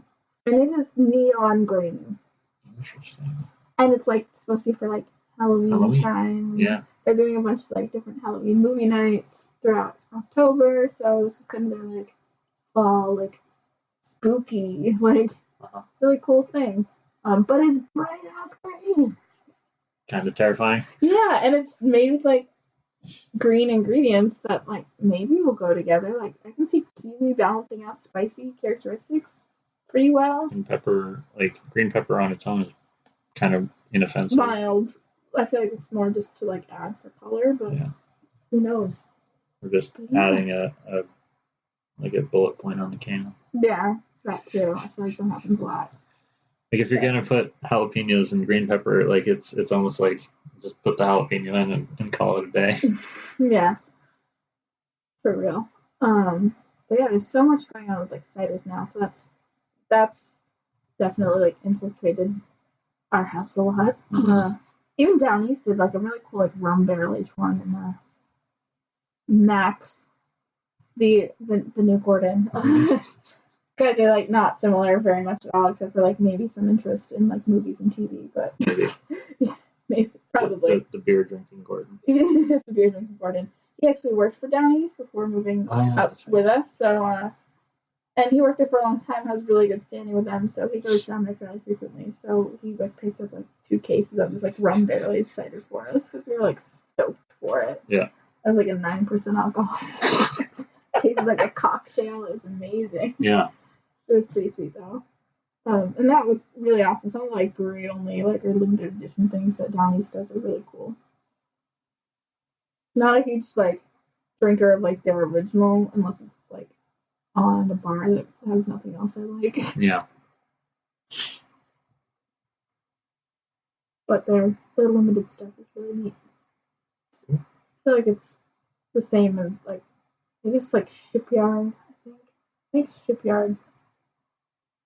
They sell so much of like Pumpkinhead basically, but some of their like other like regular beers, but then like their limited beers are really great because they're made in such small quantities compared to everything else that they can like have a little bit more fun and like really pay attention to like putting out something that they're proud of. Yeah. And like pumping the pumpkin.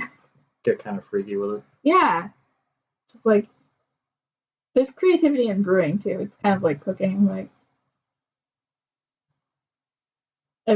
maybe like baking, I guess, but like I mean, baking's more of a science, isn't it? Yeah, I mean brewing is definitely a science too, but there's kind of a way to once you understand the basics of like how to make the roots of everything that you're going to go into, if you really understand like the base level of cookies, bread, pie, like pastry, like you can start like flavors, and figuring out how to make those things work.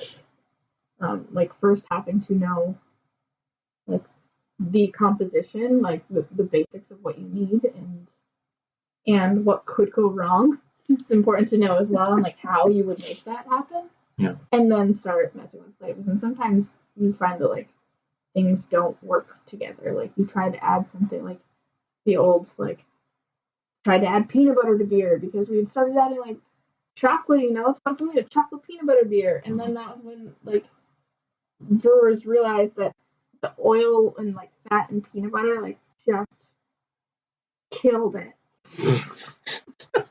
It did not work. The best way to do peanut butter beer is that, like, and what people do now is like dehydrated peanut butter, or like peanut butter protein. Okay. And that's how it like really came about. It was like someone used like peanut butter protein powder, and it worked because it was dehydrated of the oil. Yeah. So that's a neat thing. Where, like, you never know till you try, but sometimes like the chemical makeup of two different things coming together can produce one really bad thing. Right. Yeah, I'm always like I usually think about this in terms of like, oh, this is something healthy like for skin. It's like, oh, this thing's healthy for skin. This thing's also healthy for skin. I probably shouldn't put them together at the same time. Like, it might be okay and it might be good, but like it also might just like burn you. Yeah. So yeah, who knows? Figure. Oh, I've long learned the science behind skincare. Just the acne prone kid / adult. Yeah. It's my life. Feel that too. So interesting how like science, not being like a science-based person, like when it's applicable to your life, how like interested you can become in it. Right. Because it is applicable to every form of your life, but like the things that you're most interested in, whether it's beer or baking or skincare or anything like that, like I started learning about like the science behind things, like chemicals that were good for you, etc., or diet or whatever it is. Like, yeah. But only when like it's something that is important to you. It's like now I'm ready to learn this because I have a vested interest in knowing. Yeah. It was especially cool working with a retired science teacher when I worked at a brewery because he could translate what I was thinking of into like real science all the time. Yeah, that sounds pretty handy. Yeah, it was kind of cool. So I would like notice things about beers and be like, oh, that's this. Huh. Or like he's also super into birds, so all the time I send him bird photos. Okay. I'm like, what is this? That looks so cool. Or I'm like, hey, I saw an owl, and he'll like identify the owl. I'm like, yeah. He's especially good at like calls, so if I can tell him like what it sounded like, he always knows. It's very cool. Good friend to have. Yeah. When I worked there, especially, I told everyone that he was like literally my best friend. I don't see him as often as I'd like to now, but hopefully I'll see him soon. Right now, he's actually in Cape May, New Jersey. Okay. Is there every year for the bird migration? All right. I've learned so much about birds. Like, I'm still not an expert whatsoever, but like more than the average person that you meet, probably. Yeah, I know virtually nothing about birds. It's a weird thing that I know about now because I just love him so much. No, he's just the nicest person, and I used to tell people that he was like the best person at work. Yeah. I'm like, that guy right there is the best person in this entire building, hands down. Did Jim get offended? All the time. Yeah. No, he did not. He knew. We're both garbage. No, Paul is the best person ever. But I would also tell people like, Paul's my best friend. Or like, Kevin doesn't know it yet, but Paul is going to be the best man at our wedding. Fun fact, Paul did not go to our wedding. Ooh. Because he was in Cape May, New Jersey. Oh, okay. That's how committed he was to the bird migration. He did text me the day of my wedding, though, which was... That is acceptable. Beautiful. Yeah. So precious. Actually, almost none of my, beloved old coworkers did go to my wedding. Interesting. Because they all had other weddings. Okay. It was, like, a huge, like, catastrophe at our place of work because we were all gone at weddings the same weekend. That's really bizarre. Like they had to make like contingency plans. They had like guest bartenders because we didn't have enough staff. That's terrible. And they were like weddings we were in or like had bought tickets for or like always at, like on his like regularly scheduled vacation that he'd been taking for 30 years. Like, yep. Not like, oh, I just have to be there for like 2 hours. They and then scheduled the fall festival, like the Oktoberfest events they always did. Yeah.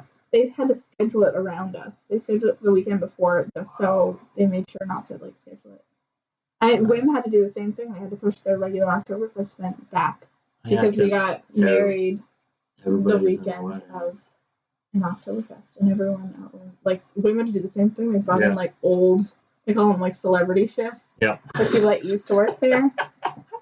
People that you guys aren't that close to. Yeah, it was the hard part is like we can't invite everyone because then who's gonna run the restaurant?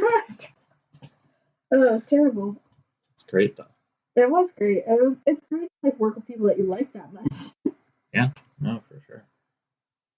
I keep telling you, like it's weird to have so many new staff. Like our staff is like tripled in size at the new restaurant. But I tell people like this is a great restaurant. There's so many shitty restaurants to work at. Yeah. And so many people have bad experiences and they get out of the industry, and then the industry has a shortage of people wanting to work those jobs. Which makes no sense to me. I don't understand why, especially management or owners of restaurants treat, especially cooks, like crap, because they're so hard to come by right now. Right? Like, you can't afford to. Like, that person can go anywhere else and someone is going to need them. You would figure if you have a good, like, a decent to good cook, you would treat them like gold. Yeah. You know? Or if you get a really terrible, like, toxic person, like, cut that out. Yeah. Like, because they make everyone else want to leave. That happened at my old restaurant a lot. Yeah. It's like, just let that one person who's making trouble go, and these other people might want to stay. Yeah, you're letting the well get poisoned. Yeah. For everybody. Yeah, it's kind of rough. So it's like interesting having new people, and we definitely like welcome them and like want them to also become like our family. Yeah. But I keep like trying to relay that message, and hopefully like that gets passed on to the other people that they know in other restaurants, or like the places they used to work that are still behind. It's like, no, everyone here likes each other. Everyone pulls weight. Like they don't mess around with like toxic employees or employees that don't show up, whatever it may be. Like everyone like works well together, and the chef, like so many people from restaurants that he's worked at before have come to work for him at this restaurant, which says something. Like someone asked me today, who works in the industry, it's like, how are you finding cooks? I'm like, I mean, it's not a struggle, but mostly it's people that's worked for this guy before. They liked working for him. He doesn't suck. He also makes good food. Like, knows what he's doing and is nice to people. So there's something to be said for that. Yeah, no. Huh. Yeah. I still mostly work for myself. So, so you don't get to enjoy the benefits of an extended kind of...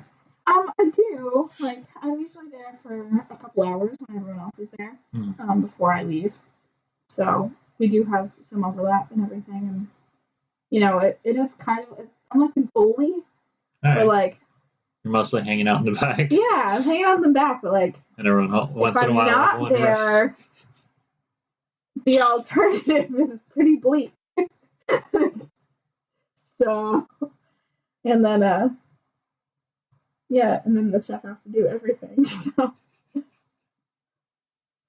yeah, the coach has to jump in. Ooh, yeah. Ooh. Except he's not quite coach material. Okay.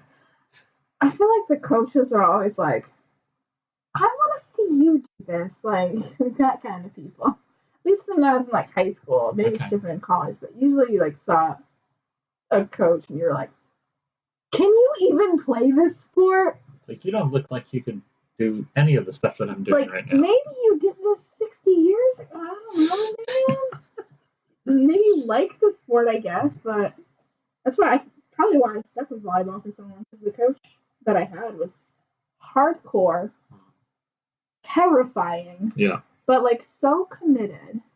It showed, and she was good. And she was also like my size, so that was gratifying to see somebody small who was like pretty good. But no, she was like a force. But like she did every workout with us. She didn't just like stand and be like, "And I'll run laps, please." I mean, you definitely got to respect that out of a coach, because you don't see that very And like she was like a gym teacher too, but she actually like wore gym gloves to gym. Shocking. And like did the things. Yeah. I don't see why someone wouldn't if they were a gym teacher. Like, why don't you use that opportunity to like work out? Maybe. A lot of people are like fundamentally opposed to working out. Then why would you be a gym teacher? Because they made you. I was gonna call from school about those who can't do teach, and those who can't teach gym. I watched the movie School of Rock so many times. I believe that about you. Yesterday I heard this song Age of 17 and I was like, I can't not think of Joan Cusack singing this song with Jack Black when I hear it. I think I've seen School of Rock in its entirety once. Was it at our house? Because it might have been on my list of movies that you must see to understand me as a person. I don't think it was. I think I saw... I can't imagine I went a year in the house without it being on at some point. I think I watched it by myself for either previous to moving in with you guys, or I think that's right. Like I think I'd seen it before. Yeah, I feel like we've watched it more recently. Yeah. Than when you lived with us. Yeah. So, and I don't think we'd watched it in that house before that. Right. Yeah, it was also tricky to like have me watch stuff with you, because I would always go to bed before you guys were watching movies. Yeah, that's or true. I would just be gone, like randomly. Yeah, I mean that's what kind of happens. We don't just kind of like try to announce like, hey, we're gonna watch a movie if anyone wants to. I guess, or like, was anyone making plans with the TV tonight? We're gonna watch a movie. Yeah. Really pan out. Or like, there's been a couple times like Kevin and I like put a movie on and like someone comes on and we're like, hey, we're gonna watch this. Do you want to? And they're either like, yeah, sure, and they like join our little like movie night, or they're like, I don't really want to, and they're like, we can pick something else. It's cool. Like Melissa once got home and was like, I don't think I should watch that movie. I don't think it's going to like bode well with me. Yeah. Like I've heard reasons why I won't like it. It's like, okay, we can pick something else. We don't care. Yeah. More about doing something as a group. Not even necessarily. It's just like kind of keeping other people's like respectful. Yeah. Especially if everyone is home at the same time. Like, why not pick something that everyone would like to watch? Mm-hmm. Especially in that apartment. In the living room. Where it's like the living room and the kitchen, dining room are like literally the two common areas. Yeah. Like if you're not in those two rooms or the bathroom, you're in your own room. Yeah. And sometimes it's fine, like people hang out in their rooms, and it's fine. I don't have a TV in my room, so I've never been like a hang out in my room person. I've always been like a living room person. I don't know why. Yeah. For being so antisocial, I'm not a bedroom dweller. No. I'm more one now. I think I'm on the same page as you in that I really like a nice living room. Yeah. But I'm also not, like, I feel like I have to vacate it if other people, like, if I have a thing that I want to do, and, like, other people get, arrive, I'm like, all right, I need to, There's something like a sense of comfort that comes with, like, living with people for a long time, or, like, people that you already know. Mm-hmm. Where, like, you stop caring. Yeah. Or, like, you find that balance. Like, if everyone gets home and I'm watching a show by myself, I wait till the episode's over to offer, like, do we want to watch something else? Something as a group, or I can or keep like watching someone else can take control, but like I'm not gonna stop it in the middle.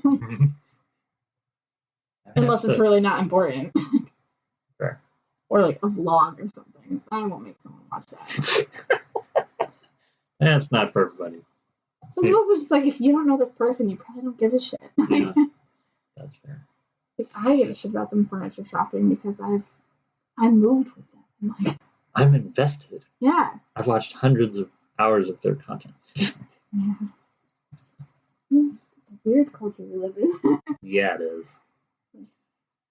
Knowing so much about strangers' lives. Yeah. That's, I feel like. But also knowing just what you want. That too. Sometimes you know what they don't want you to know. Every once in a while. My favorite things on like YouTube and like the internet have always been like behind the scenes of what is really like the scandals of YouTube. I just want their curated. Just like give me the curated like if stuff. they're like a horrible, terrible person, like committed some crime, or like embezzling funds, or like started a GoFundMe when they didn't need one. Or, like, there's like a huge like kind of like pedophile ring in like the YouTube community at one point, or like sexual predators, maybe not pedophiles, but like definitely something weird going on. Just like people kind of using power to prey. Yeah. It's kind of what it comes down to, whether they're underage or not. Definitely if they're underage, bad. Just no good. And like one guy who was very popular on YouTube like a decade ago went to prison for child porn. Yeah. Like he went to prison. Yeah.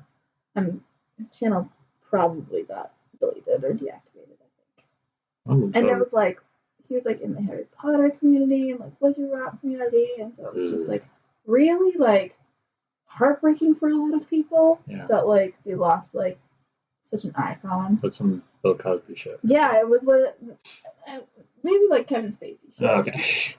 Like, wasn't quite like it wasn't like he wasn't iconic as Bill Cosby. He wasn't father of the decade and comedian of the century. J.K. Rowling. It was just one guy that made some Harry Potter themed content. Can you imagine if like some shit came out about J.K. Rowling and how she was like, it's like something awful. I mean, she's certainly like problematic at worst right now. Yeah. But it's one of those things. I said it. Some of those things though, where like people aren't perfect. Yeah.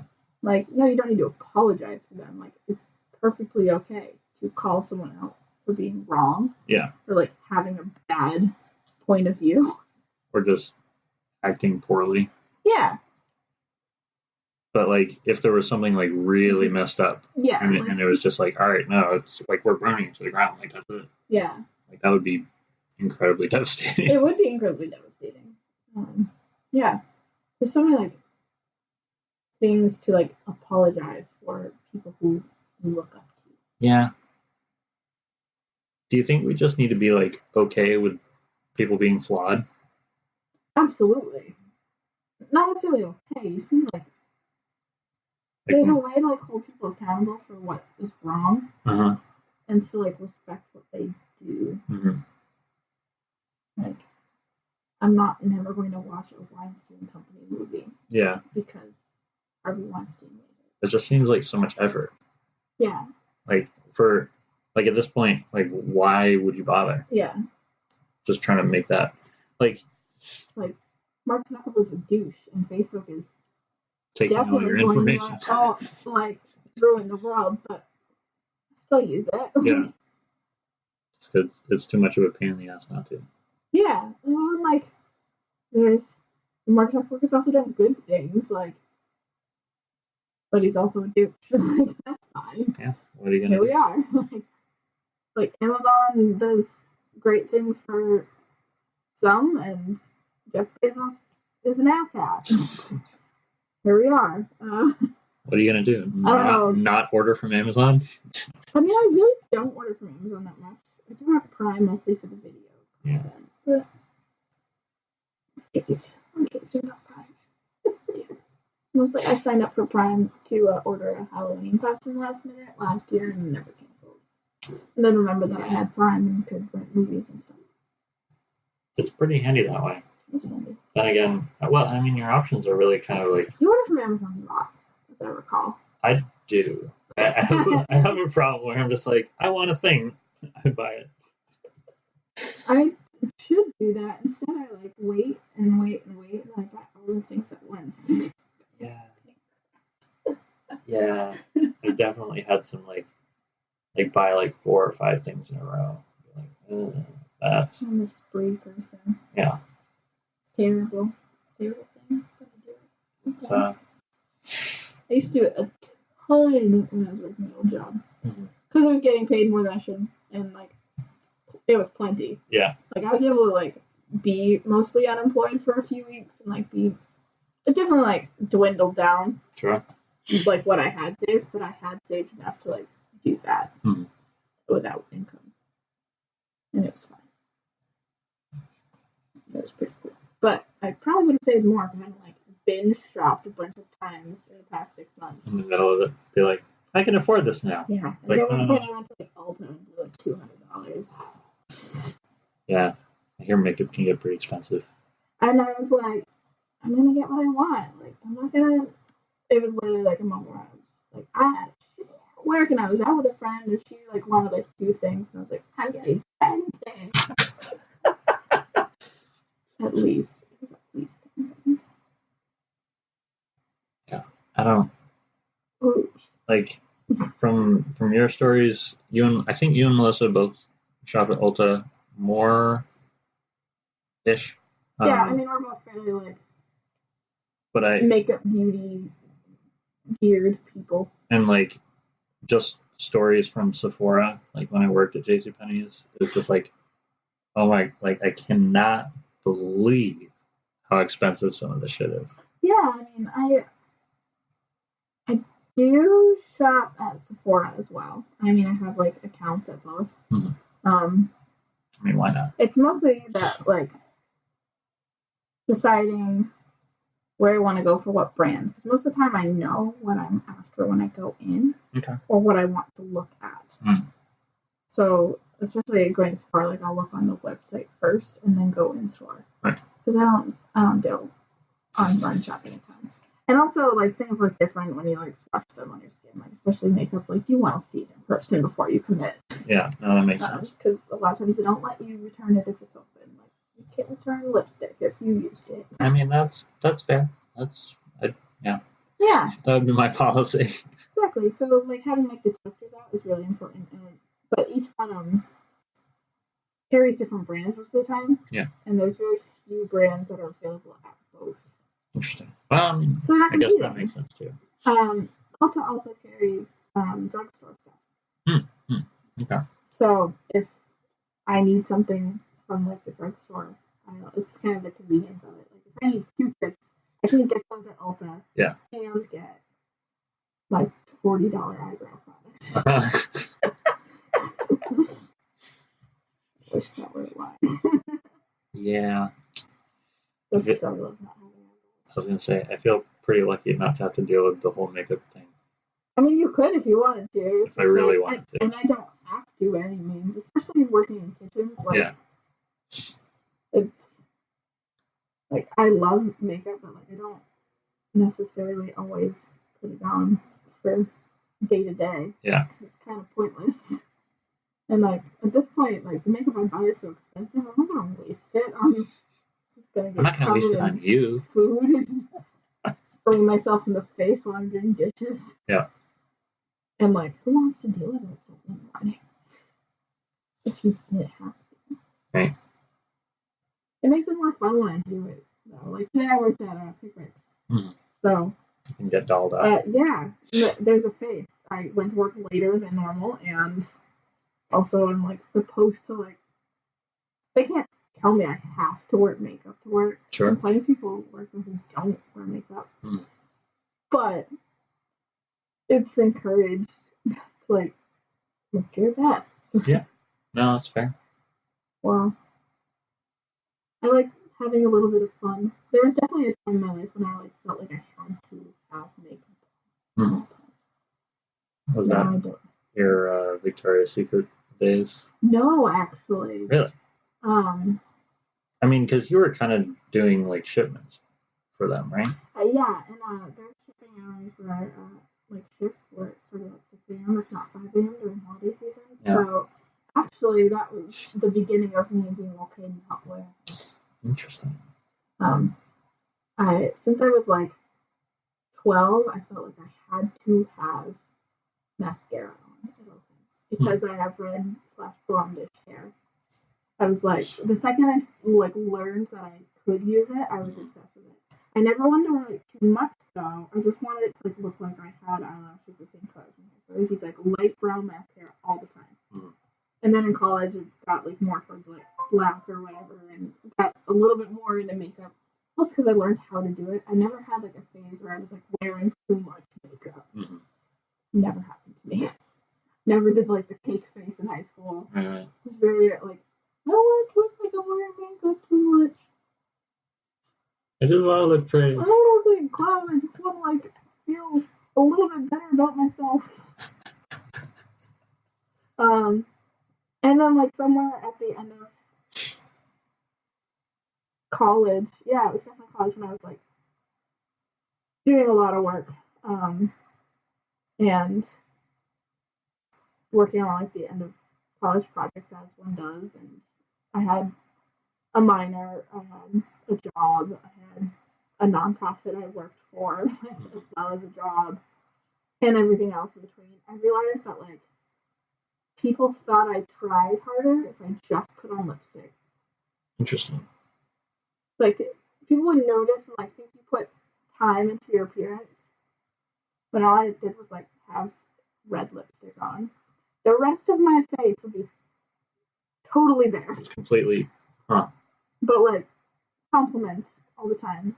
I also stopped wearing pants and got a lot of compliments. I wore dresses all the time, leggings and tights. And people were always you always look so cute. And I was I can also do a split in this outfit.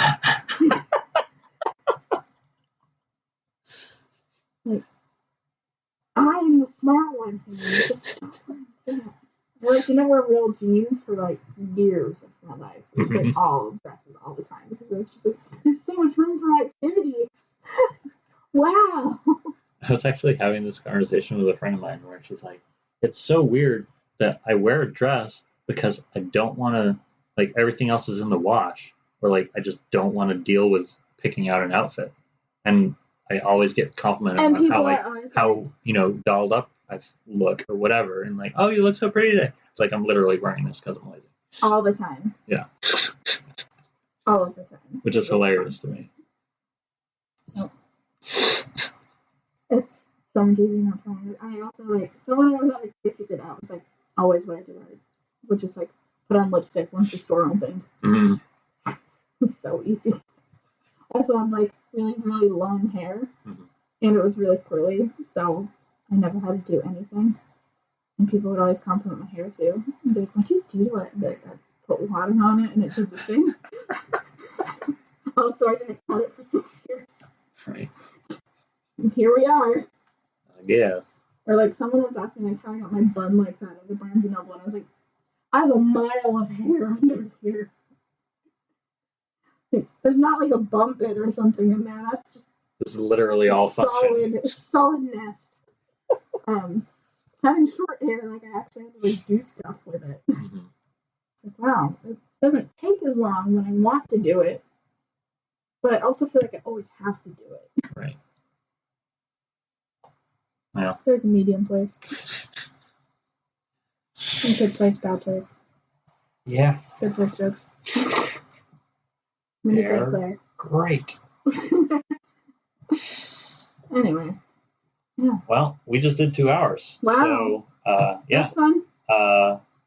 So thanks for coming on. Yeah, thank you for having me. That's cool. It was a lot of fun. And everyone should go check out Wynn's new location. And also Pickwick's.